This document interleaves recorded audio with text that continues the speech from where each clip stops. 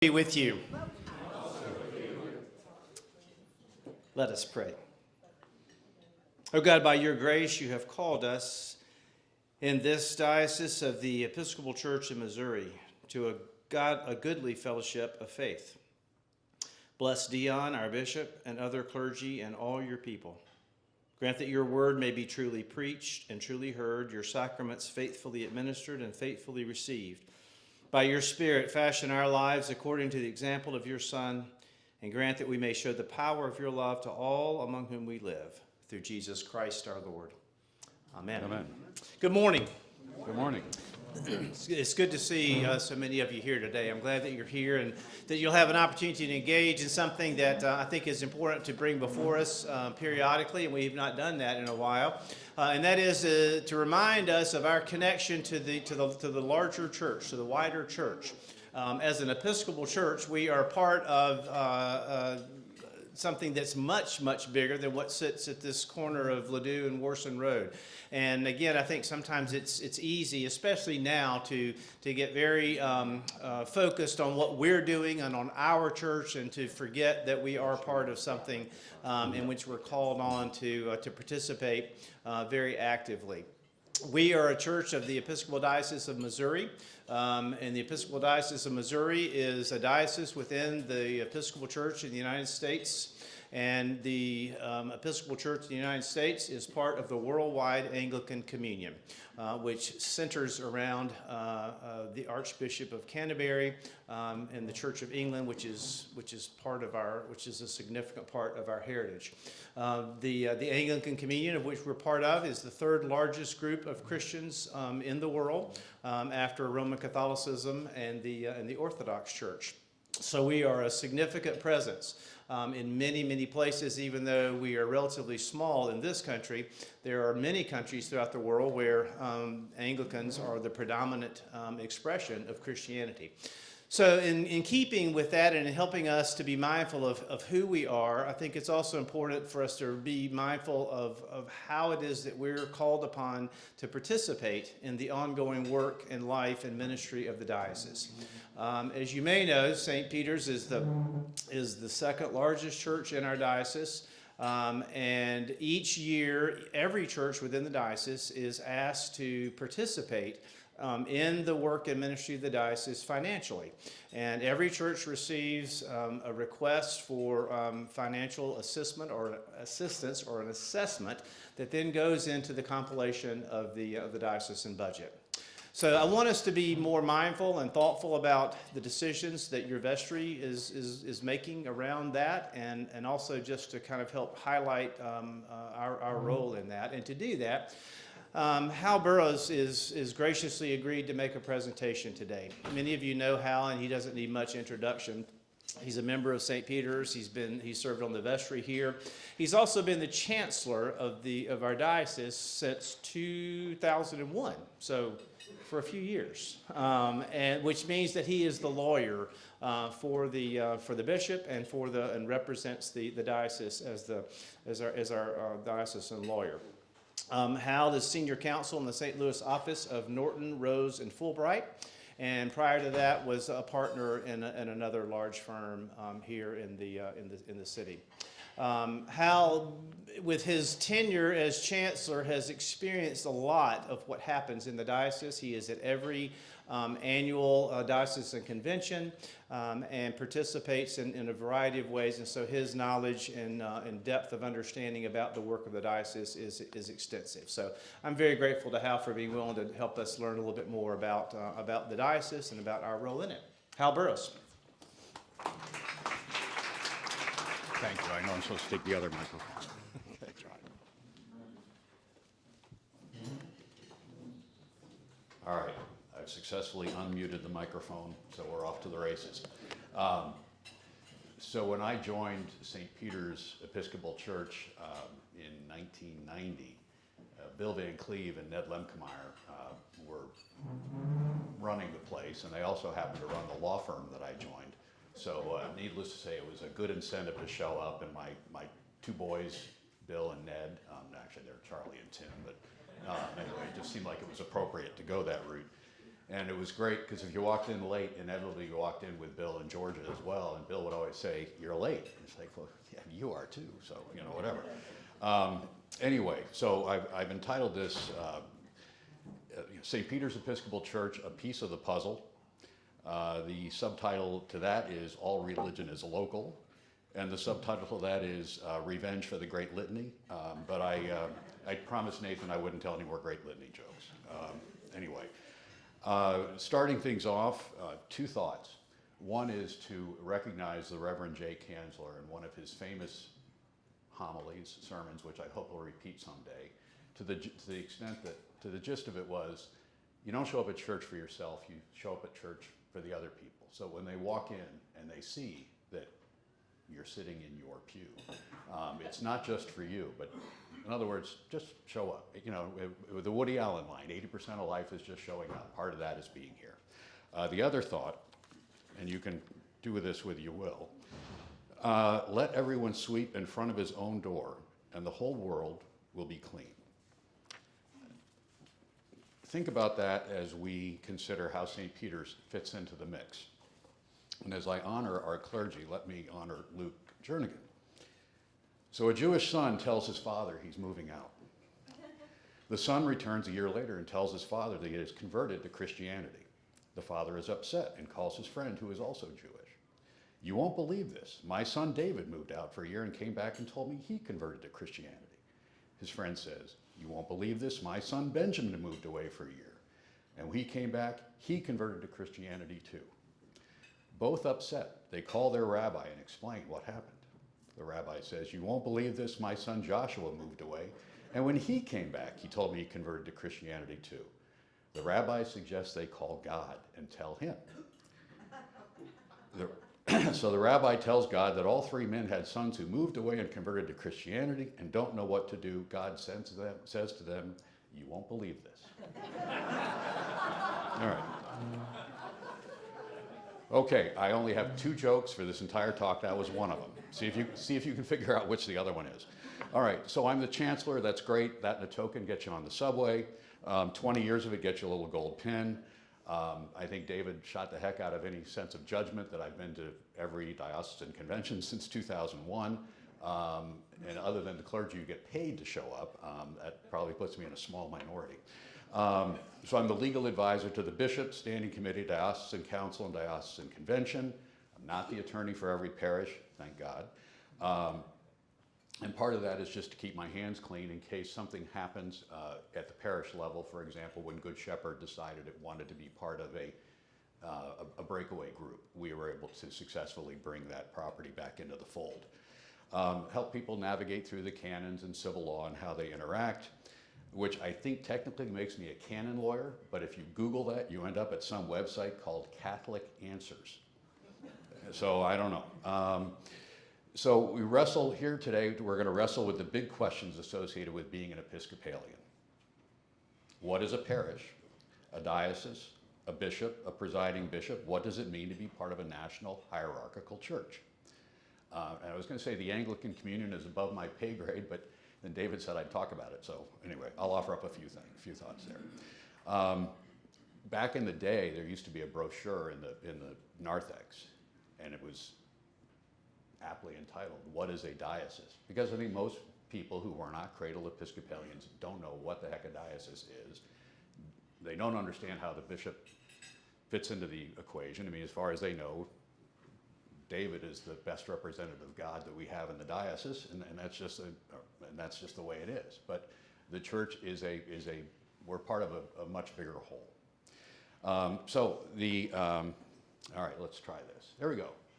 So the church exists in two worlds, a two-legged stool. You've all heard about the Holy Trinity. This is the unholy duality, all right? We have civil law and canon law. And in the civil law, or in canon law, we have the Protestant Episcopal Church in the United States of America. We have the Episcopal Church in the Diocese of Missouri, and we have St. Peter's Episcopal Church. Nice, easy, those are the terms that everybody's familiar with. Excuse me. And we have the civil law structure. So how many people are familiar with the Domestic and Foreign Missionary Society of the Protestant Episcopal Church in the United States of America? Okay, yep, there are a few outliers. The organist knows all. It's a creature of the New York legislature from 1821, and it's the civil law embodiment of the Episcopal Church. So to the extent the Episcopal Church owns anything, it's probably titled in the DFMS. We have the Corporation of the Episcopal Diocese of Missouri, a Missouri nonprofit corporation, formed under Chapter 355 of the Missouri statutes, and you hear it referred to all the time as COEDMO. Again, anything that the diocese owns technically is owned by that civil law entity. And then we have St. Peter's Protestant Episcopal Church of St. Louis County, Missouri, a Missouri pro forma decree corporation. That's under Chapter 352 for those of you keeping score. It used to be referred to as the Rectors, Wardens, and Vestrymen of St. Peter's Protestant Episcopal Church of St. Louis County, Missouri. That's the way most of the parishes were incorporated back in the day, and it was just a little more male-centric than it needs to be now. So you'll see a lot of them have shortened their names to that. So what does it mean? We have to comply with both. We comply with civil law. We get the benefit of the limited liability protection of being a corporation, but the burdens of perhaps filing annual reports, maintaining an agent for service of process so we can sue and be sued. It gives the Missouri Secretary of State and the Attorney General's office a little bit of control over us, but not much. And then we have the national and diocesan constitution and canons. And church governance is mainly a creature of canon law. The diocesan canons are subordinate to the national canons. Happily, we don't run into conflicts too often. But the organization of the church, you'll see the, let's see, am I ready to go to this next slide yet? Well, anyway, so the organization, the national canons are broken up into four basic chunks. One is organization, so that describes the general convention, the role of the presiding bishop. There are provinces. Every diocese is part of a province. Then it provides for the creation of new dioceses, missionary jurisdictions, standing committees, parishes, congregations, vestries, celebration, and marriage. Those are all addressed in the national canons. Worship, they bring into play the 1979 Book of Common Prayer as the official playbook. The authorization of special forms of service in foreign language, and music of the church. So David has to pay attention to the canons as well. Ministry deals with issues of discernment, ordination, the roles of deacons, priests, bishops, clergy from other churches. And then transition ministry. There is an office of transition ministry that helps staff the various congregations around the country, around the national church.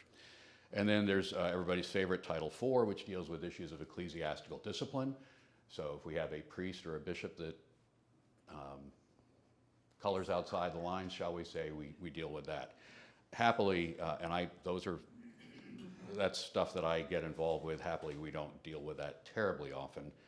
And one thing I will always say is we deal with our problems. I can assure you that the solution that we have incorporated to deal with any problem has not been a matter of moving that priest from the Diocese of Missouri to the Diocese of West Missouri. It has been a matter of restricting their ministry, removing them from the ministry entirely. We don't have that legacy of trouble that certain other denominations do. And that's not to brag. Every bad situation is unfortunate, but we deal with our problems. So we're a hierarchical church. We're not quite as strict as the Catholic Church, but we're held by most courts as hierarchical. The chief authority over local parishes and missions is held by the bishop. He's the ecclesiastical authority of the diocese. Any number of actions that we might take require the consent of the bishop with the advice and consent of the standing committee. So the bishop isn't just up there as a unilateral power. He has to have the advice and consent of the standing committee. Now, to some extent, I know you all are sitting here and say, boy, that is dreadfully boring. But I would also say that concept and that issue was very, very important in all the breakaway parish litigation, whether it was in Missouri, Georgia, South Carolina, Texas, whatever. The fact that we're a hierarchical church was very, very important in terms of preserving the assets and the sanctity of the church structure. Because to what extent will a court interfere with a decision that's within the purview of the ecclesiastical authority of the diocese? And the answer to that question is very, very, very little. As soon as we could turn the dispute into something that was doctrinal, we won.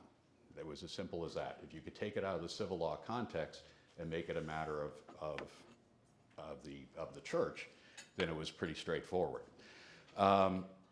So, there's no such thing as wrongful termination of a priest, for example. So, sorry, David, but that's a judge is not going to look at how we have decided to hire or not hire or fire somebody, because it's a matter of religious freedom. So the second joke, what's the first question that a new rector asks you as the parish council or chancellor? What's the first question they ask? Can I fire the organist? And the answer is yes, but should you? Okay? That just tells you, over 20 years of doing this, that's the only chancellor joke I have. Okay, so the next slide. So the Episcopal Polity 101. This is kind of interesting because we pick up the U.S. government, warts and all, in a lot of ways. The Episcopal Church is governed in a manner that's very similar to the federal government. So you've got shared governance. It's the Episcopal side, where you've got the authority vested in bishops, and that's like the Roman Catholic Church and Eastern Orthodox. And there's presbyterial, so you've got authority vested in local church elders, our vestry, that meet as groups, synods, and general assembly. We have a diocesan convention. And then we have the General Convention of the Episcopal Church. It's a bicameral legislature of bishops and deputies, clergy and lay. So you have the House of Bishops and the House of Deputies, or House of Delegates. And that's the latter is a combination of clergy delegates and lay delegates, and again, modeled after the United States government, for all the good and not so good that entails. So let's see, the next. All right, this is the closest thing to an org chart that I could find. So here's our little parish. And we have our vestry that meets and works with the rector and wardens. And the parish, when it elects the vestry, also elects delegates to diocesan convention. And in this diocese, our numbers vary based on average Sunday attendance, excuse me, at the parish. Some dioceses, it's a straight up number. Every parish gets or every congregation gets a certain number of delegates.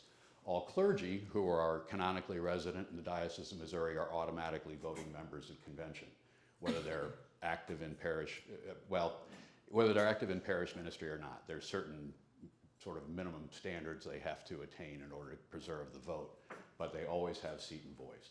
So here's diocesan convention with the bishop, clergy, lay delegates, and they elect the deputies to general convention, 4 clergy and 4 lay from each diocese.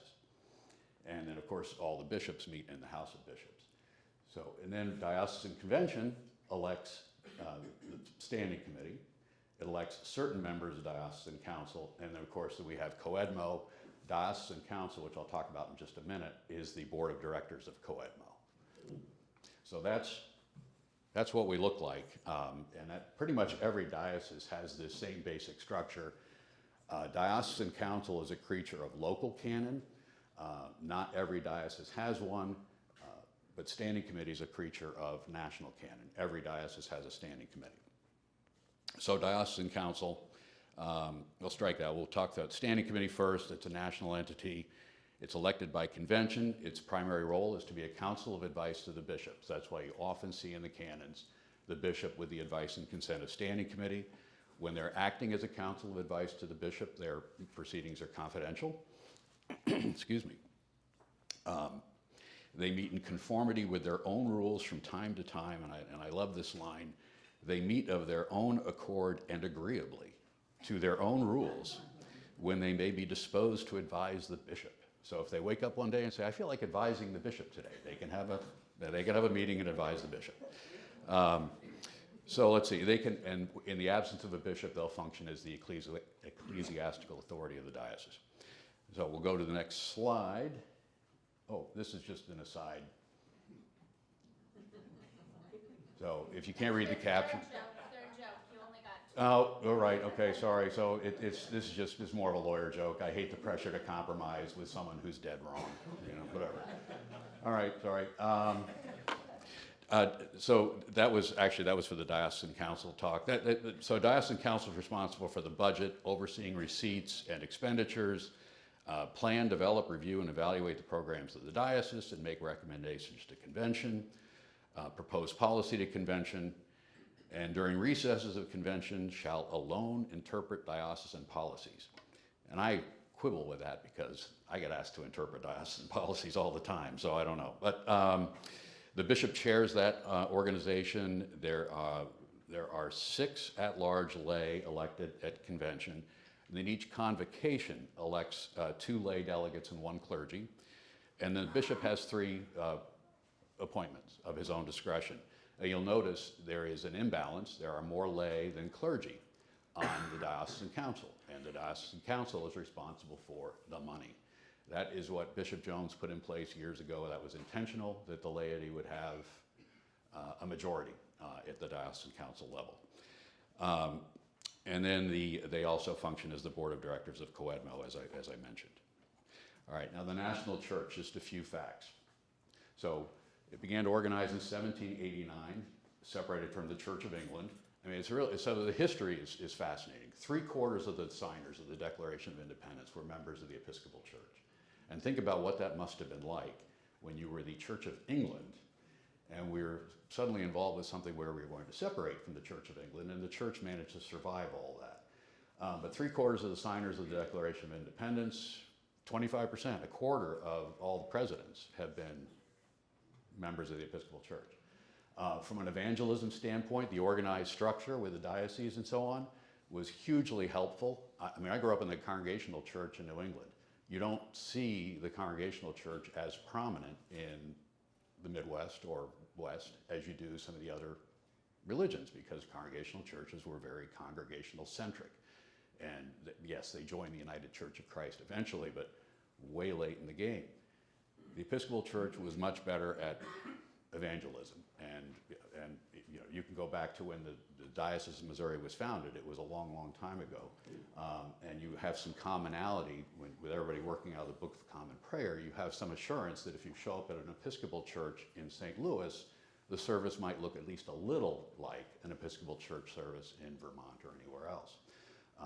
Whereas Congregational can be they were often regarded as kind of a wacky congregation in some of these other communities. 108 dioceses, we have the National Constitution and Canons, the presiding bishop, Michael Curry, and then the General Convention that meets on a 3-year basis. The last meeting was 2022. All right, so what does the National Church do? They provide leadership on a host of issues. Again, the history is fascinating. Civil rights, sexuality, apartheid, climate change, worship. It is funny when you read about, when people talk about the declining membership of some of the mainline Protestant faiths, they'll say, well, the Episcopal Church, because of the adoption of the 1979 Book of Common Prayer. I don't know about you, I mean, that wasn't a big controversial development in my life, but I know it was for the church generally. Ordination of women. Again, these are things that were very controversial in their time. They may be another big yawn now, but at the time they were very, very difficult. On the civil rights line, reading just a bit about it, so I think it was the General Convention 1964. Thurgood Marshall led the black delegates out of the General Convention after a vote on a civil rights issue failed because of opposition from the Bishop of Alabama. But the presiding bishop at the time was Arthur Lichtenberger from the Diocese of Missouri. So that's kind of cool. But when you see some of the names and some of the people who've been involved with some of these issues and challenges, it's really pretty fascinating. Okay, and I would say on that front, the leadership has not been without controversy, without a doubt. And I think there are times when we as a parish have thought that perhaps the national church was maybe too far in front. And that's where you say the hierarchical structure and shared governance Did it allow smaller groups to exercise authority beyond their numbers? Or are we dealing with enlightened leadership? And that's a question that we can face on a national basis even today. What's going on with national politics? Is it the influence of a small group of people where there are a lot of, whether you talk about Richard Nixon's silent majority or whatever it is? I would just say we got to some of the crossroads earlier than other denominations, and maybe that presented its own challenges, but rest assured they'll catch up. Some of the things that we've had to deal with, they'll have to deal with as well. And I think we can take some measure of pride that we're on the front lines, and we've made some very positive changes over the years. So the Anglican Communion, again, you're not going to hear me talk about the doctrine. We'll leave that to David and others. But just a few facts. 80 million members, as he said, it's the world's third largest group of Christians, 44 regional and national member churches, international networks, colleges and universities, environmental networks, peace and justice, women's issues, family issues. Francophones was my personal favorite. Apparently there's French-speaking Anglican Communion, so whatever. It's an oddity, but if you look at the national church, you look at the Anglican Communion website, Francophones is right next to the family ministry. It just struck me as a little different. So it's so again, for the national church, for the Anglican Communion, it allows the faith to punch above its weight to some extent. Think of, instead of it being 44 regional and national member churches, everybody was one of 44 voices as opposed to one voice speaking for 44. That just carries a little more weight. Same thing at the national level. How much influence would St. Peter's Episcopal Church have on national and local politics if we're just our one little parish? You may see that as a good thing, you may not see that as a good thing. And one of the things I noted in particular was I am not intending to say that we are simply part of a national and international lobbying effort. But again, you don't want me describing the doctrinal commonalities of the communion. So that's the Anglican Communion, the national church. Now we go to the Diocese of Missouri. Back in the day, the Diocese of Missouri actually was the entire state. But in the 1800s, it was split into two dioceses in recognition of the difficulty of a bishop based in St. Louis getting over to Kansas City and to some of the more remote corners of the state. So we have the Diocese of Missouri and the Diocese of West Missouri. So the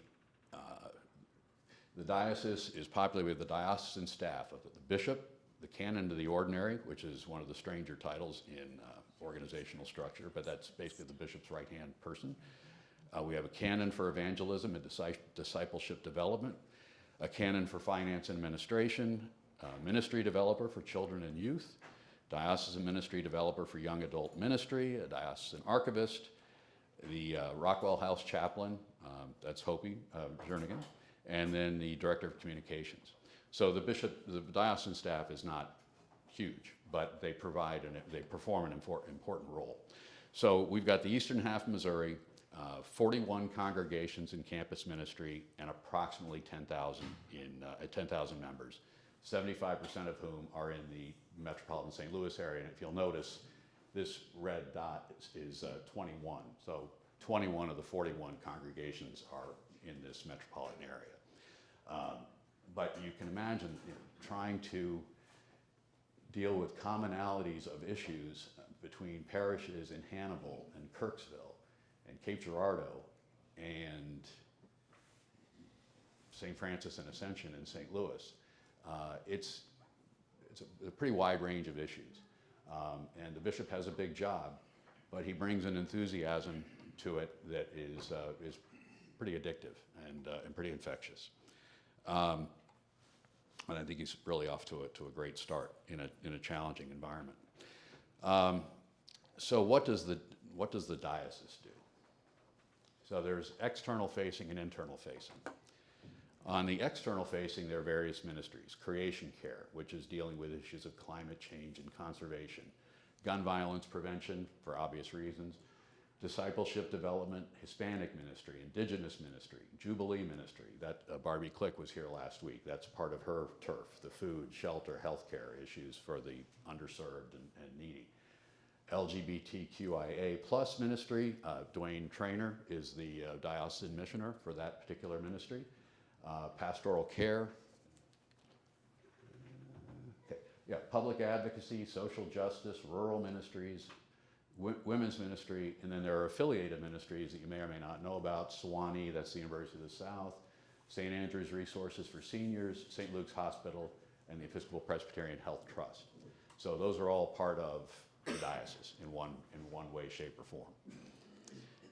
And then on the internal front, internal facing, well, you've got the bishop's staff. That's the internal side, and the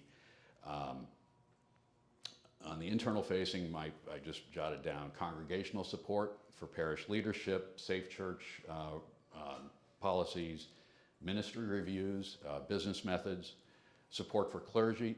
There's a Fresh Start program, so every clergy in a new cure, in a new job, participates in a Fresh Start program for about 18 months, just to help them make that transition, whether they're brand new priests or experienced priests. It just helps get them integrated into the diocese. Continuing education, clergy retreats. There's an annual leadership conference. It was just last week, and that was diocesan council, standing committee, commission on ministry, and a few other people, and that was a pretty lively group, actually. And then there are certain endowment funds that provide extraordinary support for the diocese. And one of the things we've done over the last couple of years is help refine how those trusts could be used to help support the operations of the diocese. For example, there's one endowment fund where the sole purpose of the fund is to support, let's just say it has certain religious, ethnic, and racial restrictions on it that would make it very difficult to publicize under these circumstances. So we're going to be working on getting that amended so it actually provides a wider usefulness without a lot of offending words. It's kind of amusing. It's like looking at one of the old indentures where you can't sell your house to certain people and that sort of thing. Well, this trust fund feels about the same way. Let's see. And one of the most important things is dealing with transition ministry.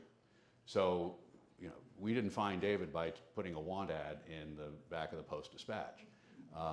There's one of the things that's very, very helpful about the national church and the diocese is the personnel aspects of it.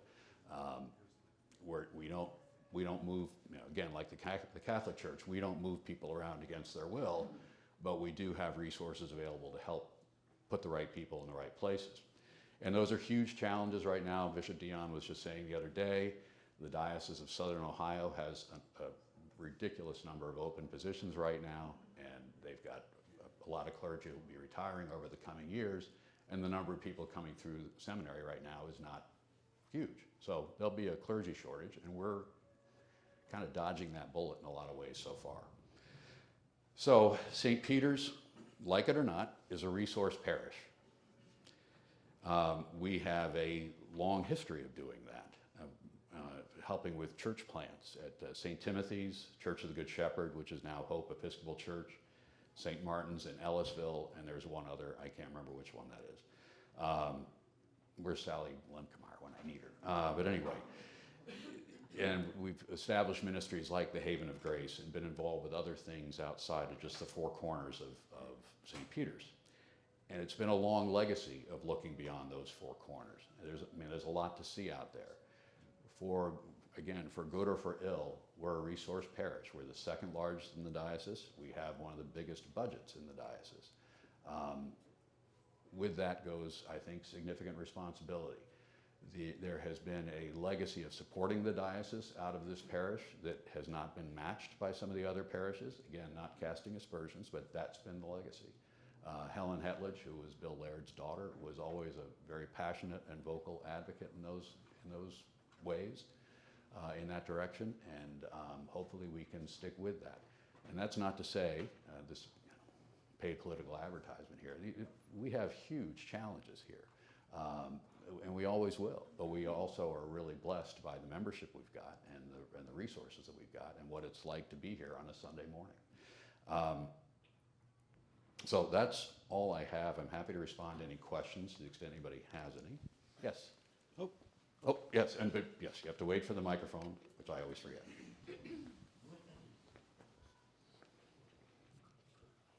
Hal, I share a lot of this history with you. I was put on diocesan council about 20 years ago and also served on the trust, and went through a time with diocesan council when we talked a lot about the wealthiest churches not paying the full assessment. And I did hear you raise this concern when we had, Peter does an excellent job explaining finances, and so really helps me see very clearly. And I guess to me, this whole presentation begs the question of, not of distrust, but of perhaps rethinking where we are with our budget. And so I just want to float that, and then I also want to be respectful that we also have internal processes here if we were going to consider perhaps re-looking at the assessment this year. And maybe this is opening the can of worms more than you had wanted to, but I just want to offer that back to you. No, I appreciate that, and you're right. I'll leave it to others to address the budget. That's where I happily say I'm just the dumb lawyer. Other people, we had a client who once said, it was the CFO of Interco actually, for those of you who remember Interco, he said the most dangerous animal on the face of the planet is a lawyer with a calculator. So, I cast no aspersions to the vestry or anybody who's trying to make things work. It is hugely challenging. And like every organization, when you look down the budget and you see where the money's going and you see a line item, you try and figure out a way to cut that line item on the expense side, certainly. And so I think it's totally understandable that that became a red cape in front of the budget-making people. So, that's a huge challenge. There's no two ways about it. I don't have an easy answer, and I don't have an easy answer. Just to clarify, this is the 14th slide. I know this is a religious organization, but I only had 13 slides. And so I figured I had to have a 14th for good luck. So, sorry. Anyway, Jay? When I was, before I came back here, I was what I called riding the circuit. And I went out to a lot of the churches and filled in. And one of the concerns I had, and one of the questions I had is I would go to some of these churches and there would be 6 people. Okay, with full-time clergy, or 10 people. And I thought, at first I started taking it personally, like they didn't come out, and then I realized, no, that was average Sunday attendance. And they have full-time priests who have full-time benefits, who have full-time pensions, who have full-time everything. And I wondered what the diocese is thinking in terms of, we can't continue to, subsidize 6 people, as much as we'd like to, 6 people who are going to church on a Sunday. Without a doubt. And that's, so one of the things that the Bishop Dion has initiated, working with Canon Whitney Rice, is a requiem or renaissance assessment of various of these parishes that are, at some level, parishes in name only. They're legacies of, I'm just picking this name out of a hat. Trinity St. James, for example. St. James, Missouri, delightful little community, has an Episcopal church. Now, I don't think they have a full-time clergy anymore, and this is where maybe the clergy shortage is the best thing that happened, because finding somebody who's willing to work full-time in St. James, Missouri is increasingly difficult. So we're getting more priests riding the circuit, covering multiple parishes and that sort of thing. And we have made changes of, when we say 41 congregations now, it wasn't that many years ago where it was over 50. So Hannibal, the parish in Hannibal basically took over the parish in Palmyra. Some of these towns, like, you would never know they existed unless you were looking at a map of the diocese. So those are huge issues. Trinity St. James, there was a time when the headwaters of the Merrimack River was owned by the Episcopal Church, because the people who founded St. James had a lot of money and they gave that gave it to the diocese. So, but that's how some of these parishes came to pass. And at some level, the time has gone by in a lot of those communities. And so maintaining a parish with only 5 members, that's not going to happen that's not a forever thing. But that's where the bishop has the benefit of the Thompson Fund, the Thompson Trust. He's able to subsidize some of these parishes in a way that it won't go on forever. It can't. Sandy? I'm sorry. Oh, was there? Yeah. Oh, Sandy, as soon as you get the microphone. Tim. Hal, thanks very much. I started to say, given our relative prosperity, but I believe we're in debt. But given that, were the factors you discussed considered when our assessment was developed by the diocese? The diocesan assessment is a formula based on the size of the budget. And it's generally not looking at debt. And I think the only debt we have is actually to the diocese through the White Fund. I don't know exactly what those numbers are. Okay. But the interest rate on that is incredibly low, and candidly, many of those loans are being forgiven as time goes on. Okay. The White Fund was established by Clarence and Alma Maitland White however many years ago, and it was designed, its original intent was for the purpose of making loans to parishes and other congregations to expand their physical plant. And as time has gone on, the last thing an Episcopal Church has needed is a larger physical plant, okay? Because operating leverage is just as toxic as financial leverage in many ways. So that's been changed so it can make grants as opposed to just making loans, and it can be used for other purposes now. Okay. Am I correct in understanding that we are being asked to increase our assessment over that formula you just described? I have no knowledge of that. Great, thank you. And Tim, I wouldn't. That is not my turf, okay? I stay out of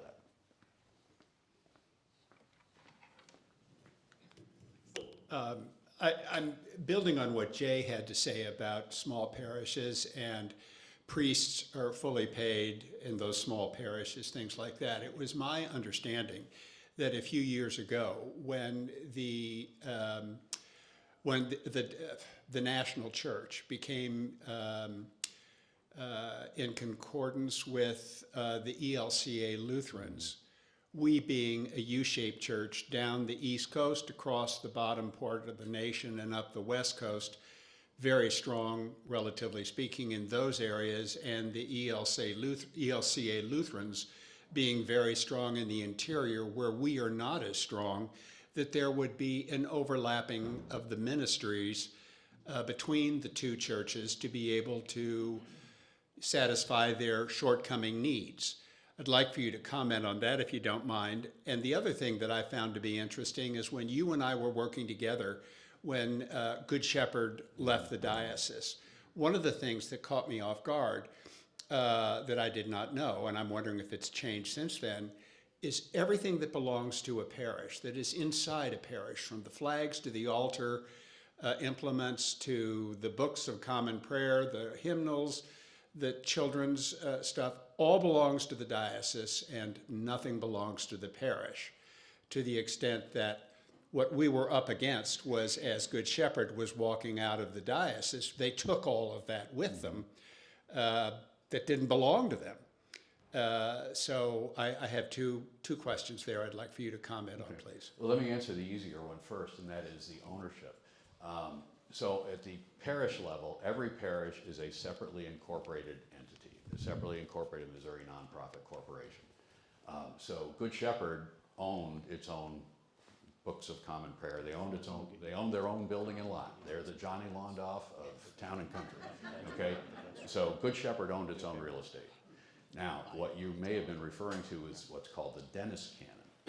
And that was a canon that was adopted by the National Church, I think, in 1979, where it said that every parish holds its real estate in trust for the benefit of the diocese and the National Church. So it was a trust a top-down trust imposed on parish real estate, essentially. Again, it was just to underscore the fact that we're part of a larger whole. The Catholic Church is very different. The Catholic parishes don't own their own real estate, but St. Peter's, if you look at county records, we own this building. But we, in essence, in trust for the benefit of the national church.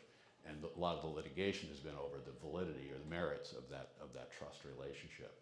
Now, as far as you're taking me beyond my skill set when you want to talk about the common relation or the relationship with the Lutherans. I haven't seen that happen in this diocese over the course of the past 20 years. And I don't know how much momentum there is on that either within this diocese or nationally. To some extent, it's going to happen with some of these smaller parishes because, as you say, Jay is absolutely right. There's some parishes with very small average Sunday attendance. They can't go on like this forever. Rest assured that the subsidy, whatever subsidy there is that supports those parishes, money's fungible, but recognize there are endowment funds that provide a significant portion of the diocesan budget, and those are within the bishop's discretion as to how they are used, the Thompson Fund in particular. It's the bishop with the advice and consent of standing committee. So to the extent the bishop has opted to keep some of these smaller parishes alive, again, it's some of it's a little bit like inner city ministry. I mean, to the extent we're looking at doing something on Grace Hill or whatever, you can rest assured that those will not be financially self-sustaining day one. Now, can they ever turn the corner? Can some of those rural parishes ever turn the corner? Again, above my pay grade, I don't know. But Sandy, you ask a good question, and I think it's something that's fair to raise. This underscores the merits of you all being involved with things like standing committee and diocesan council, as opposed to people who just walked in off the street. I'd encourage you to be involved if you can stomach it. It doesn't mean you got the short straw. It can really be, I think, a very interesting ministry. Hal? Yes. I'd like just to say a couple of things. First of all, thank you for the presentation. Personally, I learned a lot that I just didn't know about the history and the structure and the organization of the diocese and the church nationally. I wanted just to respond about the budget. Peter did a fantastic presentation at the annual meeting and went through almost line by line how we arrived at the budget. But I wanted to say that it was a very vigorous conversation starting last fall, going up through early January amongst the vestry members. And there was an overwhelming feeling that we needed to have a balanced budget. We've operated as a parish at a deficit for the last several years. I do want to correct something that Tim mentioned. We are not in debt, so that is not an issue. But for the long-term sustainability of the parish, we felt it was critical that we present a balanced budget. And to get a balanced budget, when you've been operating at a deficit, there are two ways you can do it. You can raise your revenues, or you can cut your costs, or you can do a little bit of both. So we have budgeted a slight increase in revenues. That would be dependent upon, the people in the room and all the members of the parish to make that happen. But we've also cut costs, and we looked at line item by line item where we could save money. And there are a couple of items that are the most significant cost for us. Personnel is one, and the diocesan contribution is the other. Those are the two largest single line items that we have on the expense side. So we made the decision to cut back on our on the diocesan contribution this year. We don't want that to be a long-standing permanent practice, but we felt it was important that we get our house in order and then be in a position to resume the full complement of the contribution as prescribed by the diocese. Happy to answer any questions on it. And we have several vestry members here today, so I appreciate everybody being here. And Alan, I just want to make, if you would focus on our the diocesan contribution, by the way, was not the only thing that we sort of backed off on. We have also done some things with our personnel, and we're experimenting with ways of trying to do what we can internally among our personnel, outsourcing some things that we were originally doing internally, and sort of cutting and pasting ways to manage our personnel costs. So it was a robust conversation, I can tell you that. And we also are trying to make sure that we don't overdraw our endowment funds too. So we made a little bit higher draw than we wanted to, but we're trying to stay within some kind of a prudent range. And so, but we need to get our house in order. And I think that's the feeling of the current vestry. So, and I don't mean to just focus this on you, Catherine, but you brought it up. And I do, and I know we're running short on time, and I'm not trying to be a certain perspective. I'm trying to float the hard questions for our collective discernment. So I think my final question then would be, if my household budget is kind of upside down, are there things I think I need to do no matter what? And I guess what I hear Hal saying, but saying it's all of us, is can we opt out of this hierarchical structure that we are in? And I don't mean can we legally, but can we in terms of what does it mean to get our house in order? So that's the question, and I'm not trying to move us backward. Nor is the vestry. And we are not talking about seceding from the union, if that's what you're asking. No, what we're talking about is adjusting not from 100% to 0%. It was just backing off partially from the amount that the diocese arrived at from its formula. I mean, the request was unilaterally decided by the diocese. It always is. Of course it is. You know, that's you have to ask before you get. But so we just adjusted it, and so we have no intentions of seceding from the union or anything like that. So.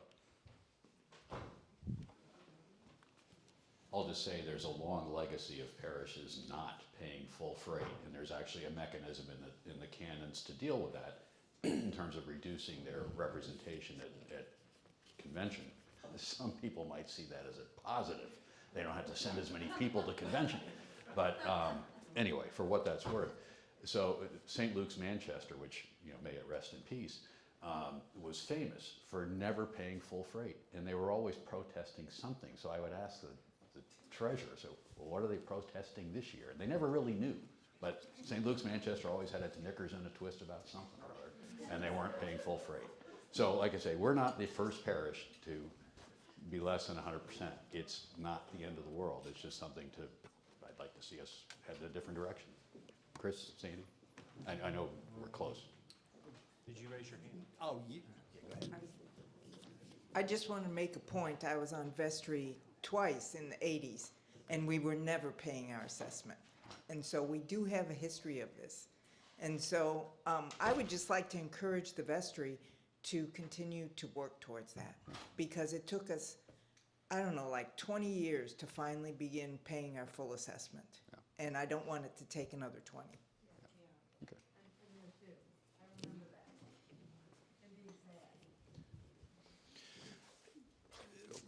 I think we could probably continue this conversation for a little while, and maybe we ought to find another opportunity to do that, but we are a little bit out of time this morning.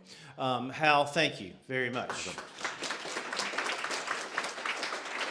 Thank you all.